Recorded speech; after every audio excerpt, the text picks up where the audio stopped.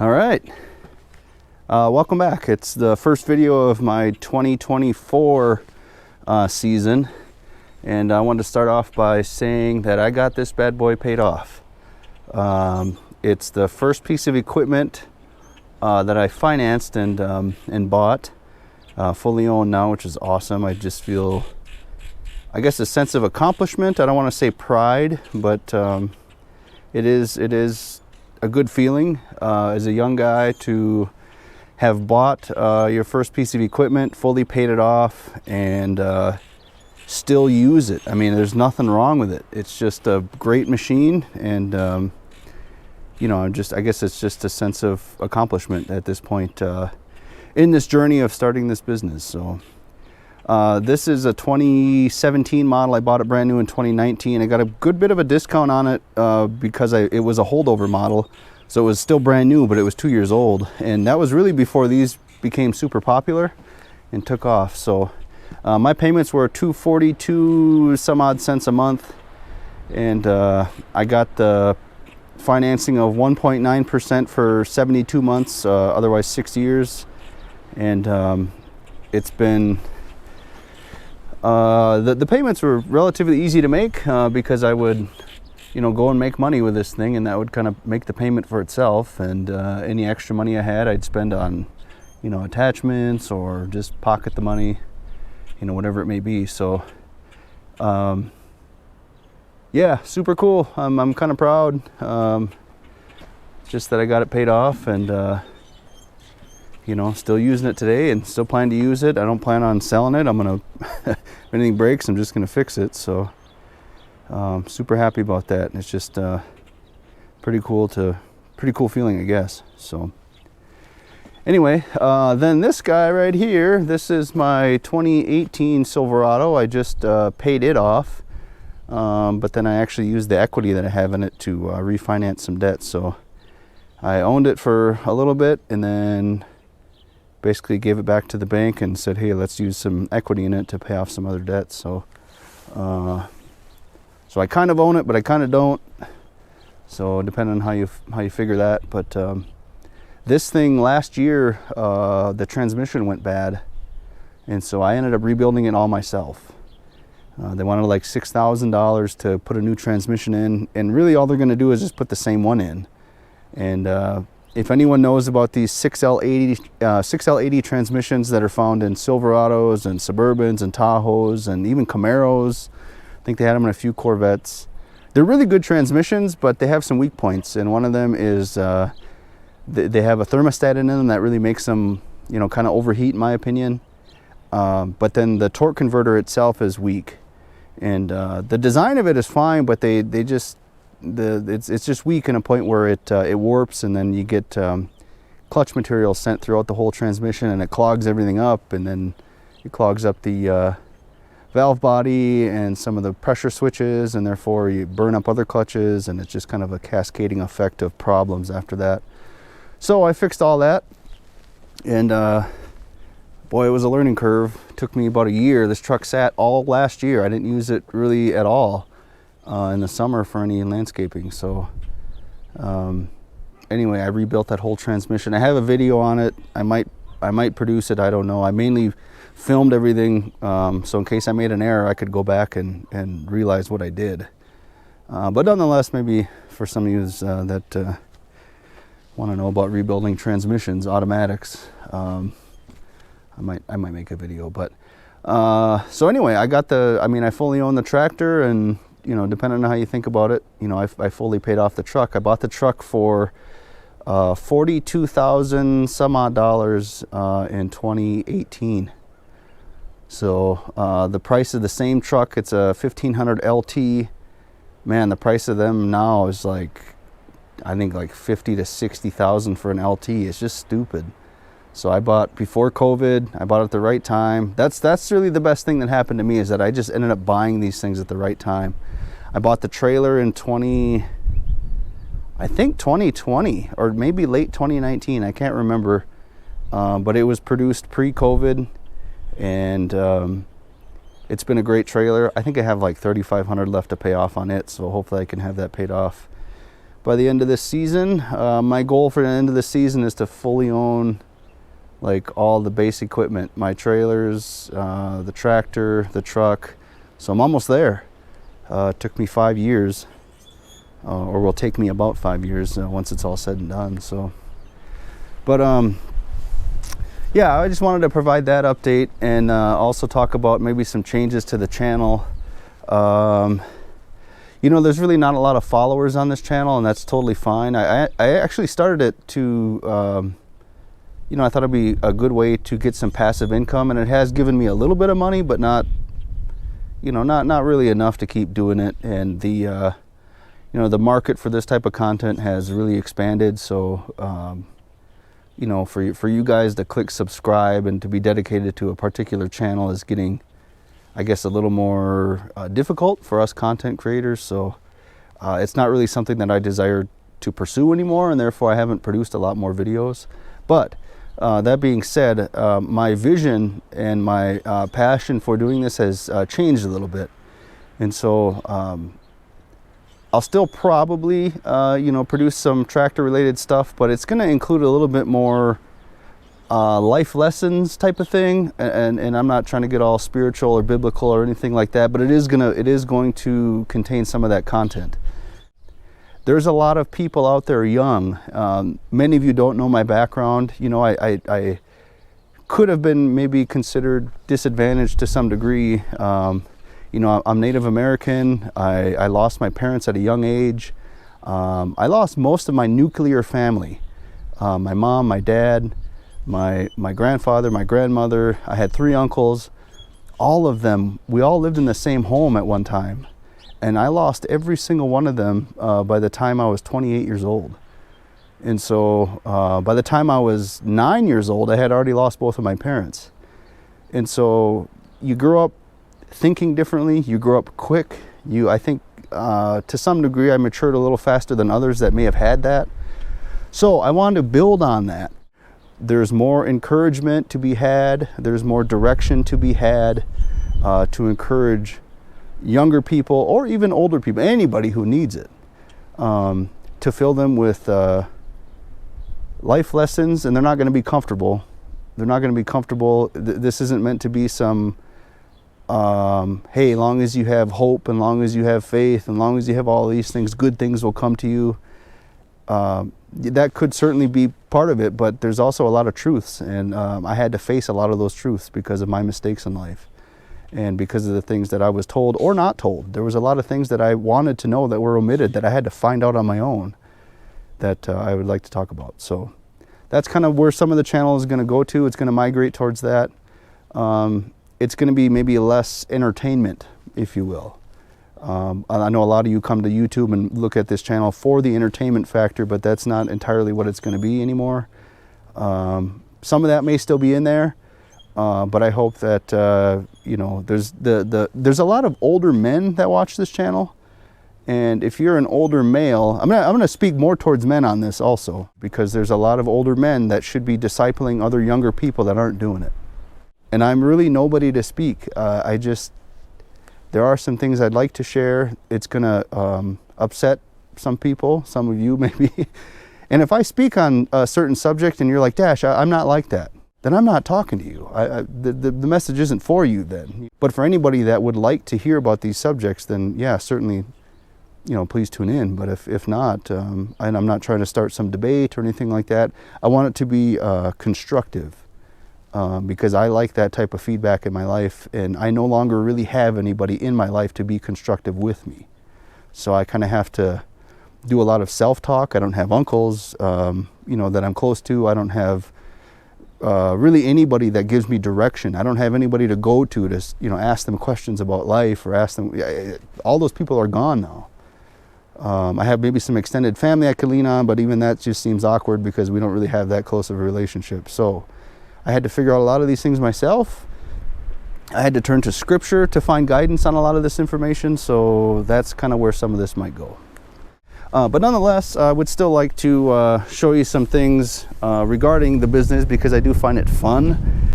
Back to why I started this was just because I wanted to have a little bit of fun doing this work. and I still do. So actually today I'm going to go get more loads of dirt. One of my favorite things to do is install lawns. So new homes, or even existing homes that the lawn is just kind of beat up or the grass has died over the years. I love to take something old or not, not even installed yet, and do that. And so today, in the last week, I've hauled, holy cow, with this truck and trailer, I think I've hauled 50 or 55 tons of black dirt and brought it to the job site. And so I need to keep bringing more because it requires quite a bit. I'm reshaping a hill and then expanding the lawn. So anyway, we're gonna go do a little bit of that today, and yeah, just come along for the ride, have some fun, and we'll talk about some things. All right, let's roll. Let's head over to the job site, start scooping up some more dirt. My garage doors.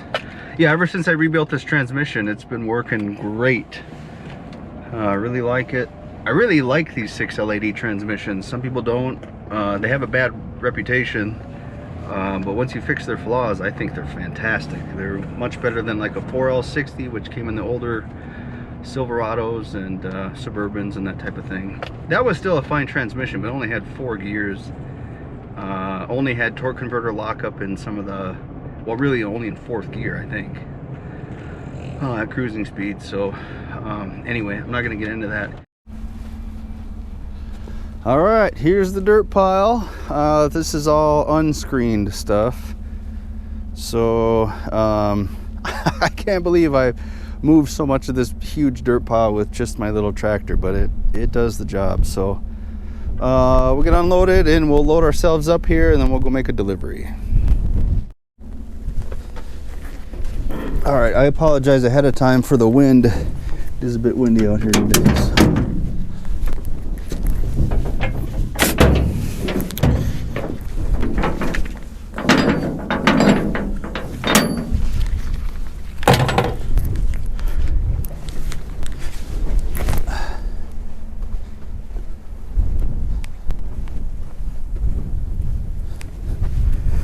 You know what? I might need to pull forward. We'll see. Probably will, though.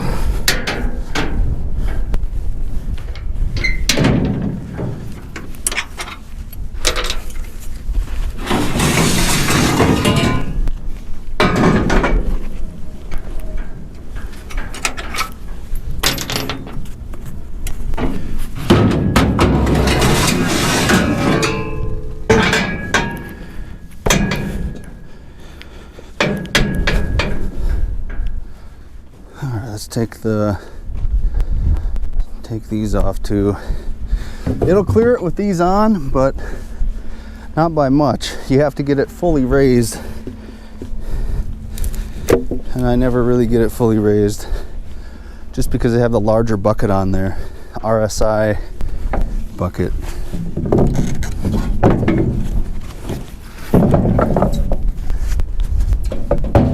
I like these because they're so easily removable.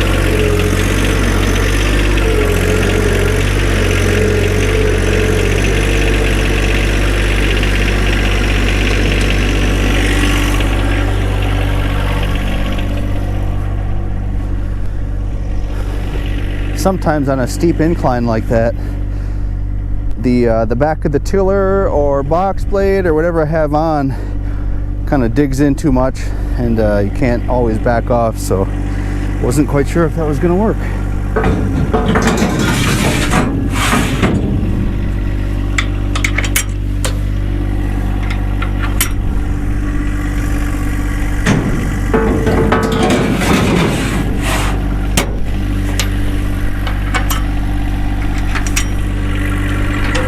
You know, part of the reason why I wanted to do physical labor like this is because I enjoy the physical nature of it. You get to be outside, you get to do these fun things. You get to solve problems for people, come up with a solution, solve their problem. And I find it good, honest, hard work. It's a good way to make a passive income, or not passive, but an active income that, you know, I just find it rewarding. So I like this kind of stuff. It's not for everybody. Some people think it's less than. Some people think that, you know, too blue collar. If somebody wants to be white collar, I'm both, I guess. But I find this to be enjoyable. So.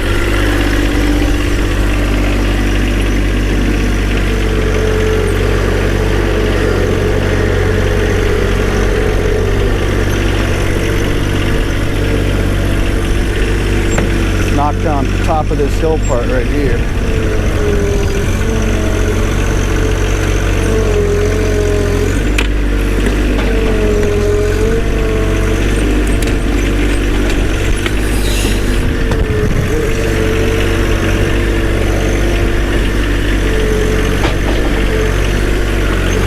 So this is a 5-foot, 60-inch bucket from Redline Systems Industries. I think it's really maybe their first design. You can see I welded up some areas where it was crack prone, and it did crack. So, but it's been really good. It's my favorite bucket. I rarely ever use the stock bucket now. I'm always using this one, and I like this one a lot better. It's just bigger. I do have my pressure cranked up to about 2,800 RPM on the tractor. And if I didn't do that, I really wouldn't be able to use this bucket because the stock pressure is like 2,000. So the only thing about this though is on this terrain, notice I'm turning a lot because I have to turn around to load the trailer. It's kind of hard on my tires because these front little tiny tires aren't really that good for holding this excess weight. I've never had any axle problems.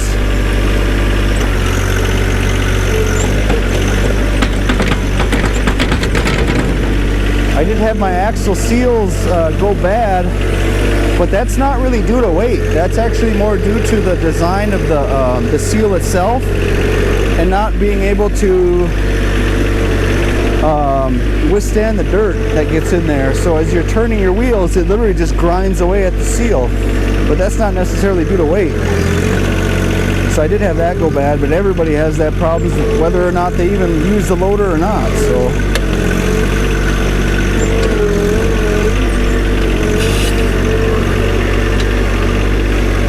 we're going to load this trailer to about 5 yards. This is about a half a yard bucket, but you can kind of tell I can't always get a full scoop.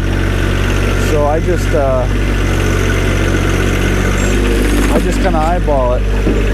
And the reason why some of that fell back on me, some of you are saying, oh, you don't know how to use your loader, you don't know how to load that. I have to bring it back all the way. I have to make this bucket go all the way back to get the weight as close to the center of the pin as I can. Otherwise I can't lift it to full height. If my bucket is like this, which would be ideal, it extends the weight further past the pin and I can't lift it up all the way. So the byproduct of me having to tilt it all the way back is I'm going to get some that fall back on me. But that's just the nature of having this larger bucket. I can't really help that. The loader itself just can't lift as much. You can get bigger cylinders. They make those on the aftermarket. But if you don't have that, you're limited to how much it can really lift.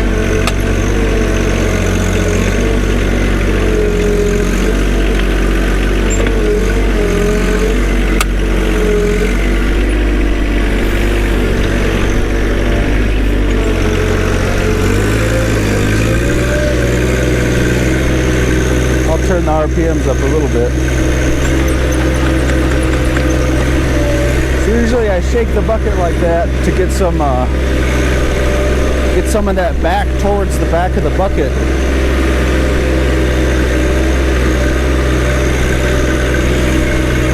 So when you load a trailer like this, you know, some people look at me and they're like, wow, you have a 1500 series pickup truck. How are you holding all this weight? Well, it's really doable. It just depends on where you place the load. I do have helper springs in the back to help it stay more level, and that really makes a difference. But that truck can do that all day long. I've hauled multiple loads,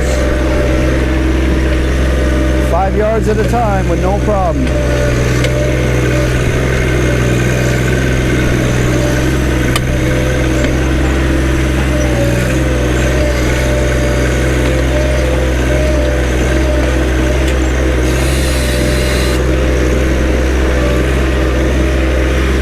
So the key to saving your tires from ripping them off the bead is to not turn too sharp. Don't crank it all the way and then try to swing your load around, because it'll rip the tire right off the bead. These are great for mowing because they turn so sharp, but you don't want to turn that sharp when you got such a heavy load on the front of your tractor.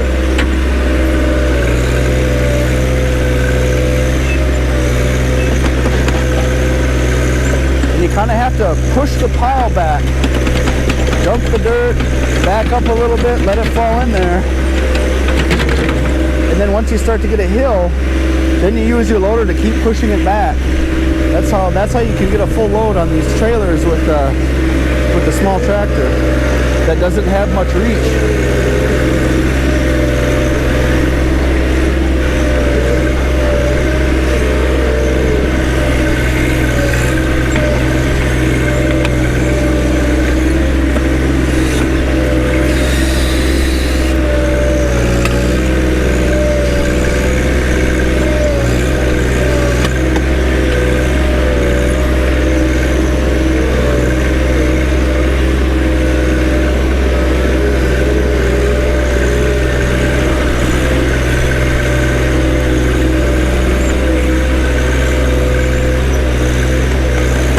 I can't get it all the way up. Now it's starting to come up, but use your loader, push the pile back, make room, raise it up, back up, and start to dump it in there.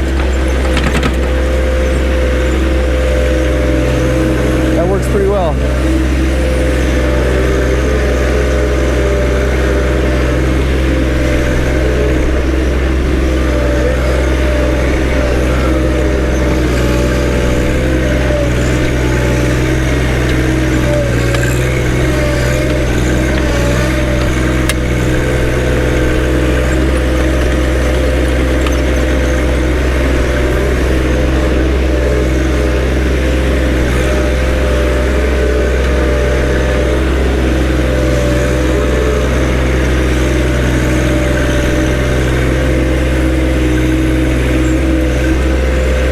Notice I'm putting it down, pushing the pile a little bit to make room.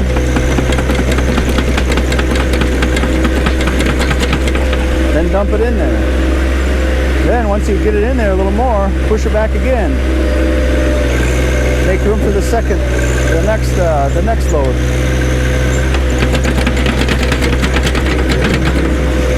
So that's how you do it when you got limited reach.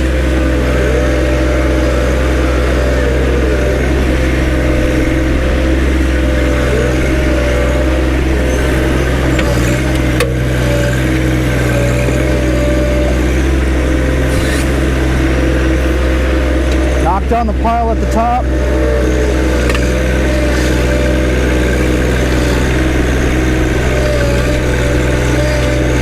Come down and scoop again. I don't know if you can hear that cracking sound, but that's actually those welds on that bucket. They cracked again, so I'm going to have to go back in there and weld it again. So this is that first design of the RSI bucket. And what they did is they put these cutouts too close to where the loader mechanism attaches, and therefore it cracks across there. So I've had to fix it a couple times. Looks like I'm gonna have to fix it again. And really what I should do this time is just put some plate in there and fix it permanently, cover up some of those holes. I like that they plasma cut, you know, their logo in there and stuff, but they created a weak point. Now they fixed that since. They don't design them that way anymore. But I got one of the first early version of the bucket, and that's the weak point.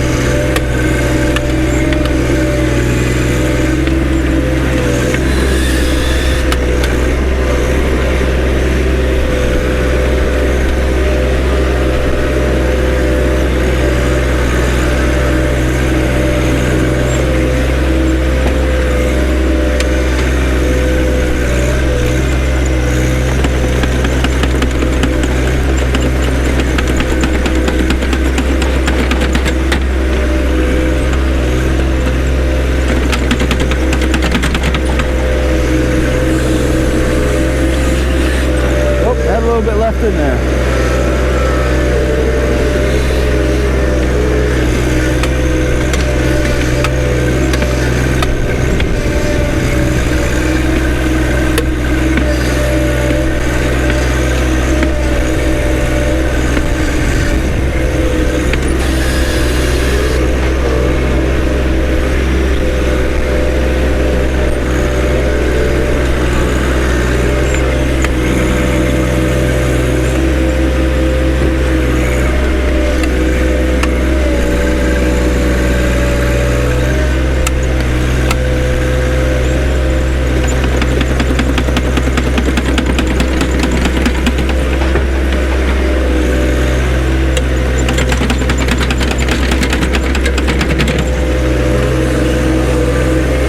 Maybe 2 more scoops.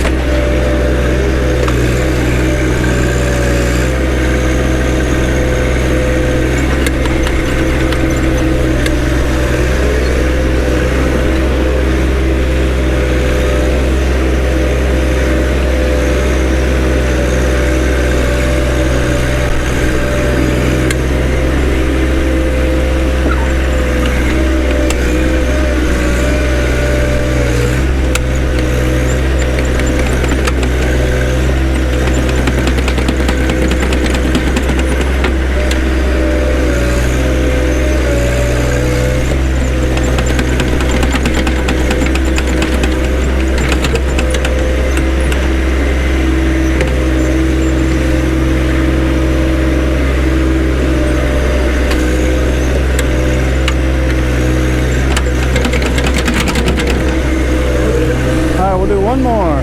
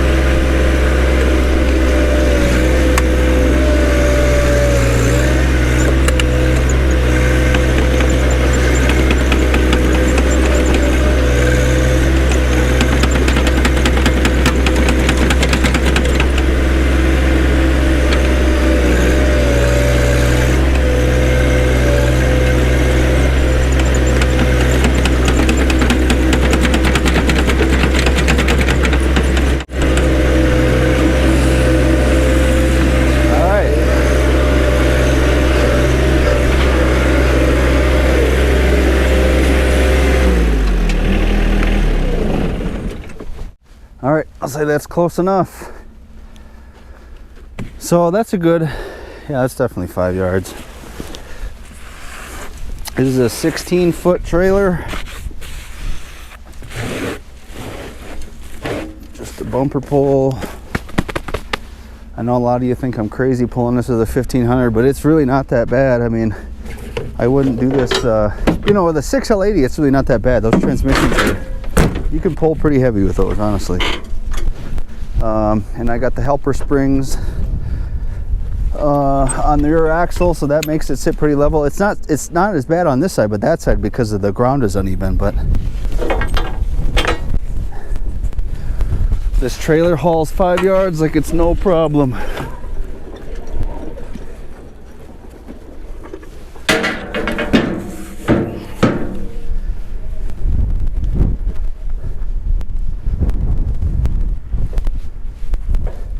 Love this trailer.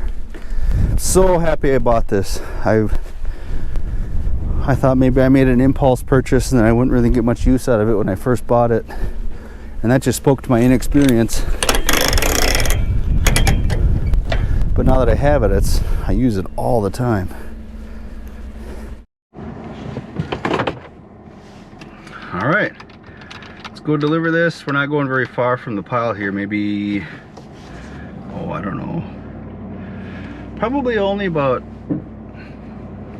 3 miles, maybe at the most. It's really not that far. So go deliver this. What I really like about this truck is that you get low, 4 low, and man, when you put it in 4 low, you can freaking pull anything. You know, it's only got a 5.3 in this truck, but you can pull dang near anything in 4 low up a hill. I mean, it's pretty incredible. So what I got to do is take this dirt into a person's backyard, and it's not like a steep hill or anything, but it is uphill. And you know, trying to do that in grass and in regular drive, you know, the motor and transmission seems like it really has to work. But when you change your gear ratio by, you know, adding the transfer case gears in there, gosh, you can pull it with ease. So that's what I love about this truck. I mean, some people think you need a diesel, and I want a diesel. I really would like one. That's in my future one day. But right now, I'm able to get it done, you know, with this truck pretty good. So one of the things I love about doing this type of work is, you know, you get to meet a lot of really nice people. Even the guy here that I'm getting dirt from, extremely kind, real stand-up man. I mean, he's just wonderful. His kids are so lucky to have a dad like him. Hardworking, kind, courteous. He's not condescending. You know, I just love working with people that are like that. And so, you know, you get to meet a lot of nice people. And I'm up here in North Dakota, so, you know, I don't know, maybe that's North Dakota nice, or it's just the Midwest type of thing. But I tell you what, there's a lot of really good, nice people in this, you know, this field or this trade, whatever you want to call it. So I enjoy that. Now you get some bad eggs once in a while. You get these burly men that think that they're better than or more than somebody else, but I don't know, for the most part, 9 out of 10 people that work in this industry are extremely kind, and you know, they're down-to-earth type people usually. If this is your full-time gig, it's hard work. You know, it's labor, manual labor sometimes. It's expensive because you got to pay for the equipment, you got to go into debt over it. Things are designed, planned obsolescence, so the machinery is designed to break at a certain point. So then you got to fix it, and that's either laborious on yourself, or else you know, that just costs more money. So, you know, it's an honest way to make a living. And you know, if you're a customer and your price is really high, you know, to do a job, I mean, it's not, you got to think about the labor, all the equipment that goes. You got to have, you know, specialized heavy equipment to deliver thousands and thousands of pounds of material. And so yeah, landscaping and that kind of thing isn't cheap.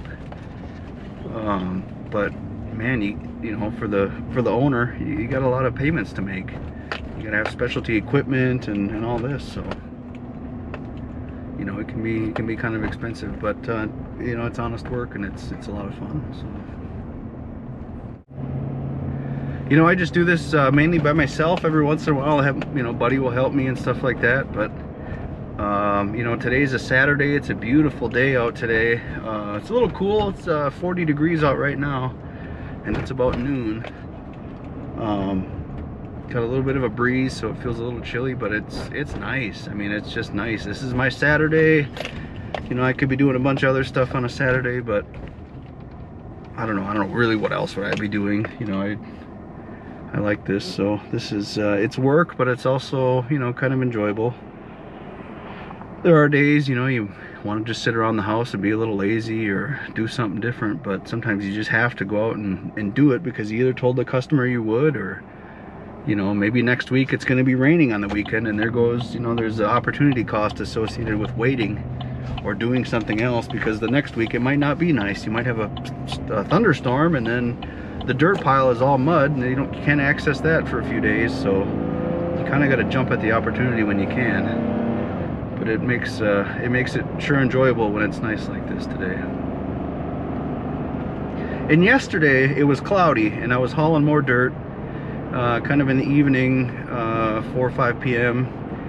And I took this picture when I was approaching the pile. My tractor was sitting there, and there was something about, you know, the clouds were kind of low, and it was windy out, and I don't know, there was a certain feeling in the atmosphere that was really enjoyable. And I had that thought that right now I'm gonna look back at this and I'm going to realize that you know, these were the good old days. I'm gonna tell myself at one point. I don't know, there was just something about the atmosphere, something in the air, that it was like, you know, I'm out here, the dirt pile, I can feel the wind, it makes my skin feel tingly.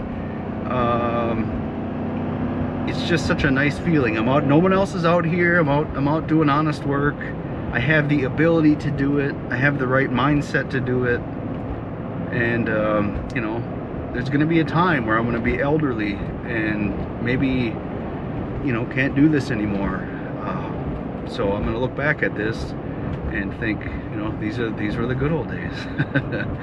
So I had that thought, and I just enjoyed it for myself for a moment. And you know, that was kind of neat. So, and some people would look at this work and think, God, that you know, you enjoy this, or, you know, it's not for everybody.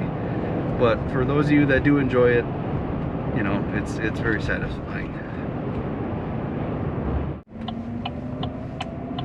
I also got a bunch of grass seed in the back here.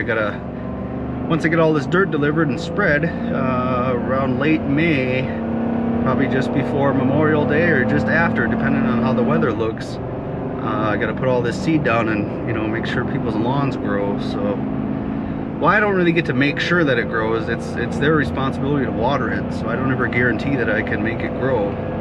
But it has good ingredients in terms of the seed quality and the dirt. The last ingredient is water and maybe some fertilizer. I usually add a starter fertilizer. But it's really on the customer to water it. I can't guarantee it's going to grow if you don't water it. So I always tell them that. I try to go over a watering plan. How do you plan to water it? Whether it's sprinklers and then moving them around and the timing of it and all that. So I've done a number of lawn installations, and they've all turned out really good. So it's kind of fun to drive around on a slow day and, like, oh yeah, you drive by someone's house and you're like, I did that lawn. It's kind of a cool feeling to drive around and see the work that you did. And what's really nice about it is, if they're a family and they got young kids, you know, you see the kids out there enjoying the lawn. And you know, I enjoyed that when I was a kid too. You know, if you're playing around in the weeds and they're poking you, you know, just, as a kid, you don't like that. You start crying and all that. But if you got a nice lawn that's weed free, and you know, your kids can play in it, it's satisfying to the parents or the grandparents, whoever's enjoying that. And it's also satisfying to me as the person that did the work. So that's on top of the payment, you know, that I receive for it. So this work goes beyond just the money or the payment. There's long-lasting satisfaction from it. So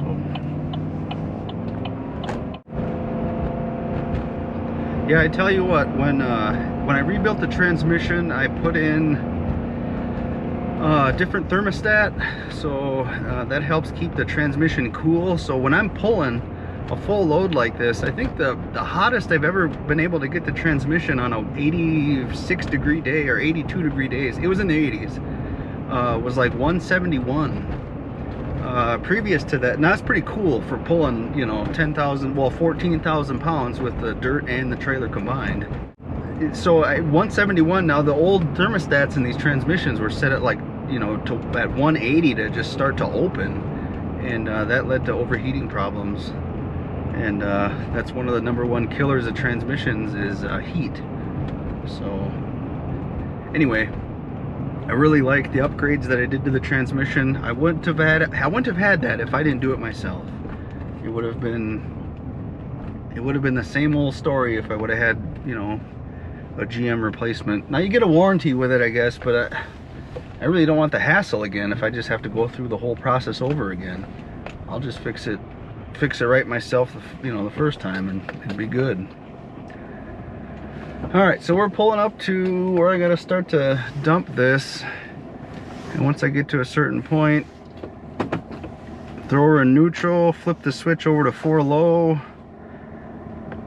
let it load for a little bit. Okay, now we're good. Then I put it in low, where you can select the gears, because it will try to shift on you. It'll shift up to, you know, 2nd gear, but I keep mine in 1st, and I just crawl. I'm crawling up this hill, or going downhill now. We're kind of in the ditch, but I just keep it crawling, and it does just fine.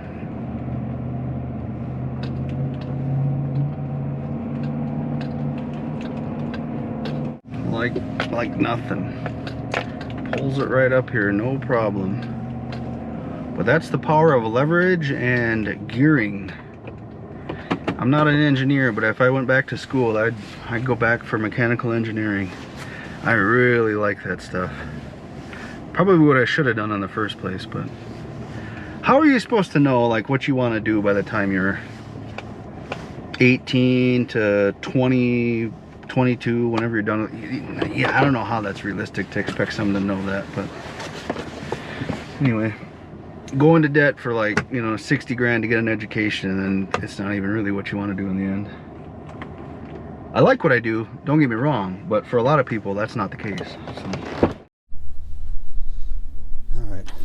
Hope it's not too windy. I put a wind blocker thing on here.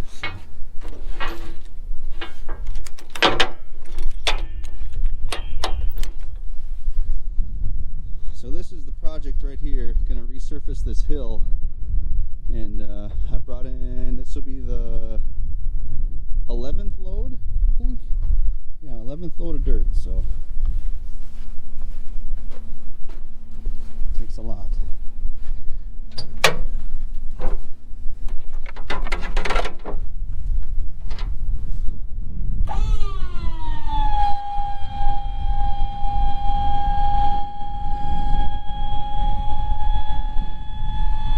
It's a windy one today.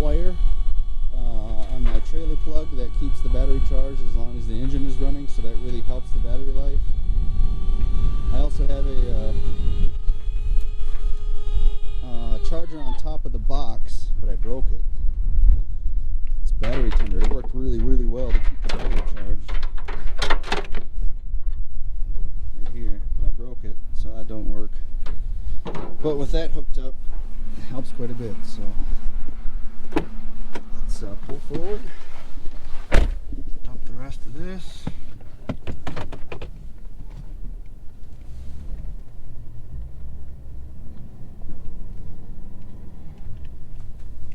Usually try to brake hard at the end so that I can shake the rest of it out.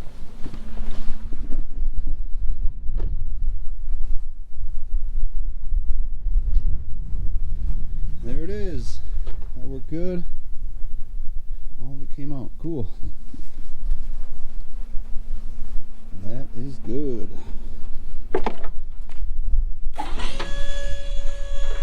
What I like about this trailer is it's power up and power down.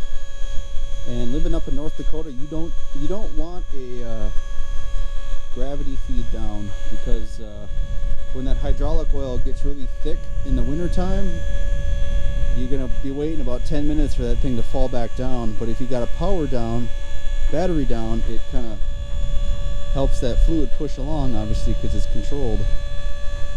So that goes down pretty fast. But if you had a gravity feed up here in the north, gosh, you'd be waiting forever to get that to feed back down. And I use this to haul snow sometimes and stuff like that. So it does make it a lot faster.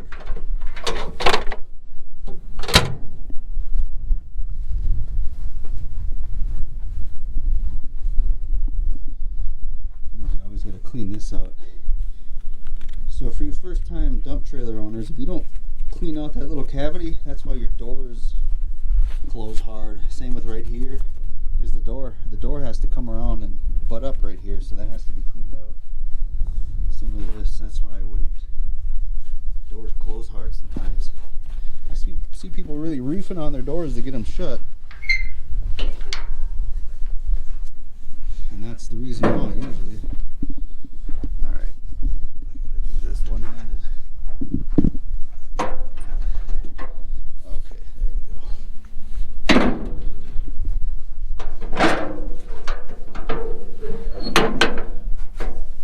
there we go. I'll pull out of here and head back, grab some more loads.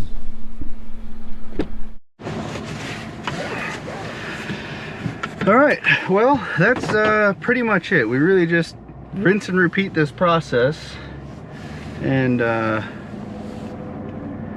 head back onto the dirt pile, load up again, come back, bring some more. You know, today's work is pretty much just all hauling dirt. Then either later today or tomorrow, you know, I'll be back to spread it out with the tractor. Probably tomorrow. I think I'm gonna try to weld up that bucket again later. I'm gonna try to bring maybe 3 to 4 more loads and then call it good. I still want to try to enjoy some of my Saturday, and by enjoying Saturday I mean probably take care of some other things at home. But what's nice about this work is that you can kind of, for the most part, set your own hours.